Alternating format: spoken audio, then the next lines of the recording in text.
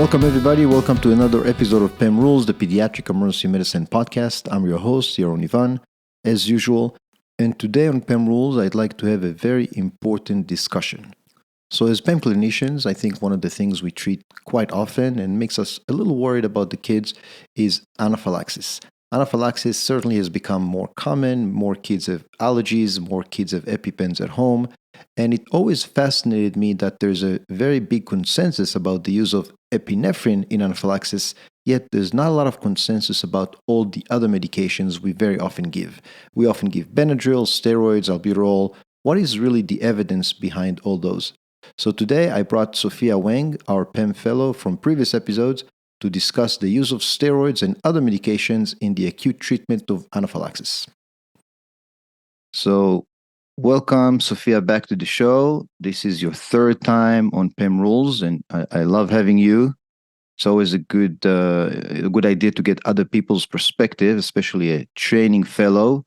Let me just say, Sophia is now a third-year fellow. She's a big girl looking for a job somewhere in the U.S., and I encourage you to listen to episode 64 from June 5th of 23 and episode 68 from August 14th of 23, where we discuss some of her experiences as a fellow. Today, Sophia is on PEM Rules to discuss a bit about the use of steroids for anaphylaxis, something that I personally find very fascinating because we all do it, but we all know that there's no great evidence behind it. By all means, a little bit of steroids doesn't hurt anybody, but is it really necessary? Sophia, tell us first, good morning, and how are you, and what'd you find? So I actually had this discussion on this topic before in the PDR, where we're working as a fellow now with one of our adult EM attendings and with a PEM attending. Right. And the protocol at our ER is we give methylprednisolone 1 to 2 milligrams per kilo for an acute treatment. Of course, given along with Epi, and then we also give Benadryl and Pepcid.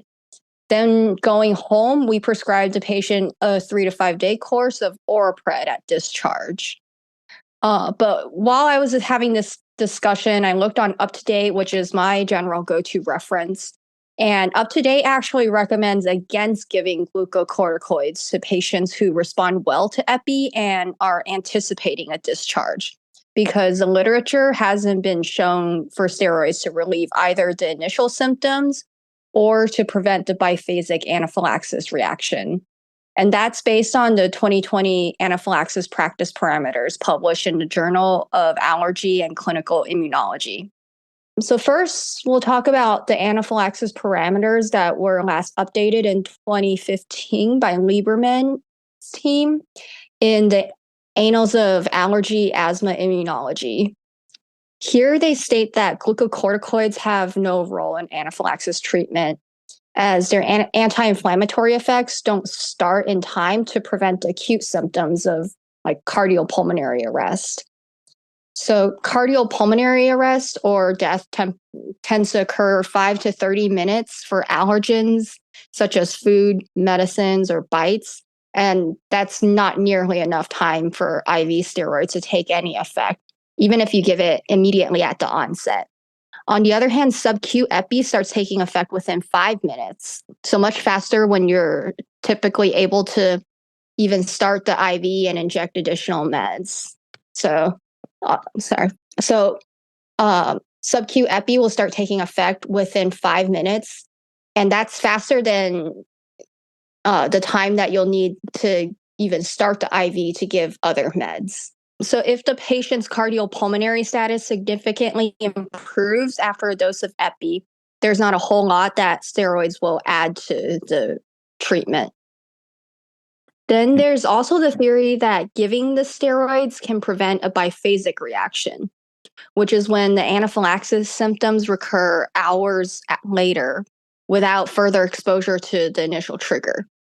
Systemic reviews in 2017 by Alqurashi and Ellis, and in 2020 by Shaker's team, haven't shown glucocorticoids to be effective in this area either. So basically, if a patient was going to have a biphasic reaction, the steroids didn't prevent that.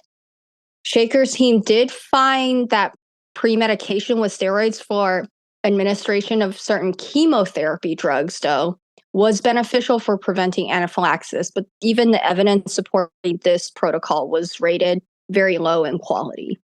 So when are we supposed to use steroids? Kenneth Michelson's team published a retrospective study in 2015 that included over 5,000 children aged 1 month to 18 years who presented to 35 different PDRs across the country with anaphylaxis. This result showed that giving steroids did not decrease the frequency of ED rebounds, although it did decrease the length of hospital stay and the likelihood of needing epi after the first day of hospitalization. The study didn't specify what qualified a patient for admission, which likely varied slightly between different hospitals and different providers. In other words, it didn't help those who were discharged from the PDR, but was effective for those admitted for anaphylaxis, or did have an effect for those who were admitted. Another good study was done by Gaffney et al. And published in 2022 based in Boston. It set an admission criteria for anaphylaxis that led to decrease in hospitalizations and also decreased the administration of steroids in anaphylaxis patients who didn't have asthma. So the old admission criteria recommended hospitalization for any child who received 2 or more doses of epi or who had hypotension or wheezing at any point. And then their new guidelines that they updated in 2018 recommended admission for those who had hypotension, which in other words means they had anaphylactic shock. And they admitted patients who had persistent wheezing or other systemic symptoms that didn't improve, or for patients who received 3 doses of epi or more. Albuterol and corticosteroids were recommended only for those who were wheezing. And the results showed hospitalizations decreased from 28.5% to 11.2%. And the corticosteroid use decreased from 72.6% to 32.4% in patients who didn't have asthma. And it also accidentally decreased the use of corticosteroids in patients who did have asthma from 74% to 53.8%. And the incidence of ED revisits after these guidelines were implemented was only 2.6%, not significantly different compared to before implementing the guidelines, which had been 4.2%. So what this study tells me is that, again, for patients who respond rapidly to epi and get discharged from the ER, giving steroids didn't change their outcome. I also found it interesting that unintentionally the guidelines cause a lot of people to also not give Decadron to patients who had an underlying asthma and anaphylaxis if the patient wasn't wheezing. So the study didn't clarify if this affected the bounce back rate for patients who did have asthma, but the group did revise the guidelines to start recommending Decadron if the patient had an underlying asthma, even when they weren't actively having the symptoms of wheezing. And this adjustment makes sense to me because there may be a concomitant asthma exacerbation if the patient has the symptoms of wheezing, or the anaphylaxis may trigger an asthma exacerbation in the near future that the Decadron could help hopefully prevent. So after reading into the primary resources, my practice of anaphylaxis management with regards to steroid use is pretty much identical to what UpToDate concluded. If the patient responds well to a dose of epi in the ER and gets discharged after their OBS period, I wouldn't routinely give steroids as part of the treatment. But if the patient has asthma or has symptoms of wheezing or requires an admission based on the guidelines that were proposed in Gaffney's article, then I think steroids may be beneficial and I would give it. Now, there are those who argue that the data overall is inconclusive, and at the end of the day, a short dose of steroid has such few side effects that if there is even a slight possibility that it provides some benefit or relief, we should just go ahead and give it. But Michelson's article also pointed out that even short courses of steroids may be associated with symptoms of mood change, of rebound atopic dermatitis, and osteoporosis. So maybe it's something that we should be cautious in giving in any patient who has underlying psych issues or underlying eczema. And with the most recent literature not showing clear benefit of giving steroids for anaphylaxis treatment, except in the specific cases we mentioned earlier, I think I would prefer to not expose them to the potential adverse effects.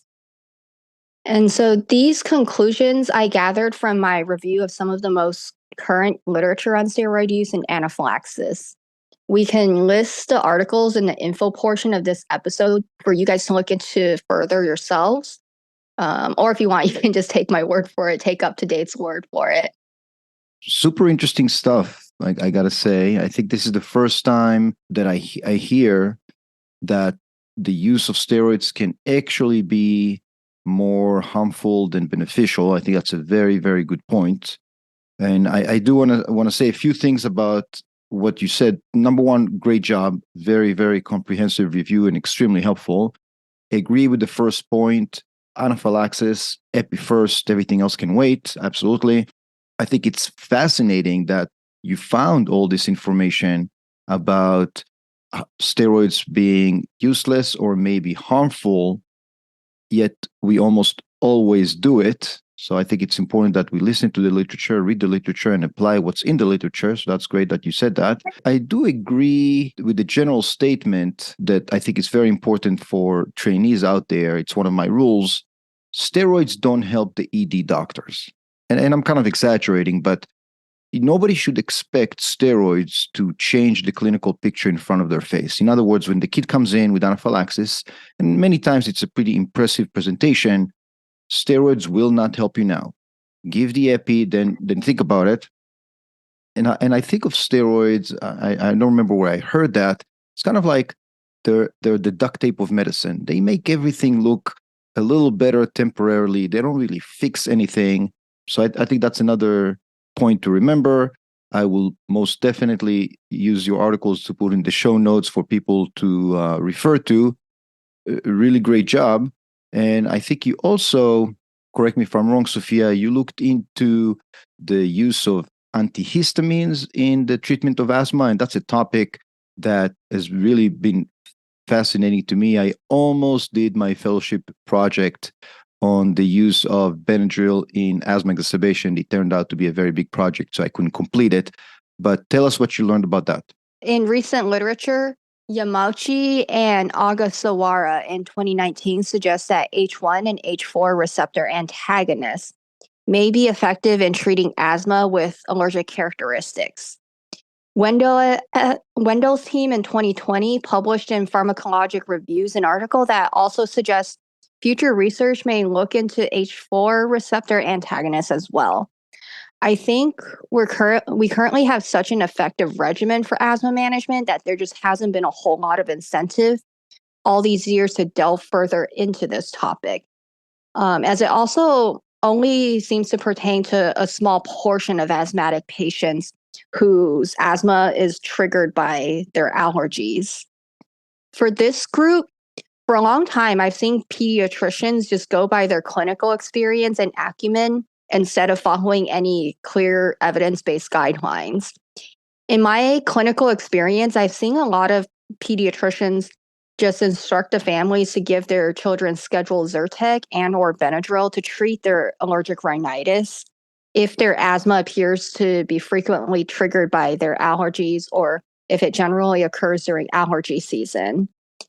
And I think this would make more sense to mostly use Zyrtec since they are sleepy. It would be harder to make sure that they get their scheduled albuterol and other medicines. I've also seen pediatricians prescribe Montelukast as part of the regimen before even prescribing a controller if it seems like allergies are the main trigger. Yeah, those are also really good points. And again, this is kind of what inspired me to do my fellowship project that I ended up not doing, because and I have no evidence to back this up, but in my mind, for my anecdotal personal experience, when I was a kid in the 80s and 90s, I think I had one classmates in my class who had asthma, and it was this weird bad disease. And it seems to me that the allergic component of asthma has become more and more dominant over the years. So I'm aware of those articles that you found about Benadryl and antihistamines being useless for asthma exacerbation, but that's exactly what inspired me to maybe do this research project. Is I think now things are different. I think now maybe since the allergic component of asthma has become more dominant, maybe there is a role for, let's say, I'm just saying IV Benadryl in acute asthma exacerbation. And IV Benadryl, as opposed to steroids, like you discussed, really has very, very safe profile. It has a lot of side effects, but very safe. So I think it's definitely something that we can look into as researchers out there. If you're trying to engage in a new, very heavy and hopefully very important and very helpful research project, that can be it. I do agree, and I think we all know the most common cause of asthma exacerbation is viral illness, for sure, most definitely, but maybe Benadryl can help. I think one of the titles of one of the articles that I read from 30 years ago was antihistamines are not bronchodilators. And I completely agree with that statement, yet we do know that histamine is a bronchoconstrictor. So maybe there's role for Benadryl over there. Thank you, Sophia, very much. Really great job. Every time you come on the show, we learn something new. So it's great to have you. I wish you the best of luck with your job search and the rest of your career. And when you become an attending, hopefully you'll have some more time when we can do this again. Every time you want to, you're welcome to come on the show. Thanks again. Okay. And that is it for today, guys. Thank you very much for listening. I hope you learned from Sophia and her extensive literature search. Certainly a topic that almost always comes back to haunt us. Should we give steroids? Should we not give steroids? Is it harmful? Is it not? So I hope you learned some new information. Thank you again for listening to PEM Rules, and thank you for checking the website and submitting feedback. Again, if, like Sophia, you want to come on the show, find a topic, do some literature search, and educate us all, you're more than welcome to. This is Sophia's choice for the outro. Gotta say, a song I've never heard before, but sounded really good. This is called Silver Lining by Rilo Kiley. I hope you like it.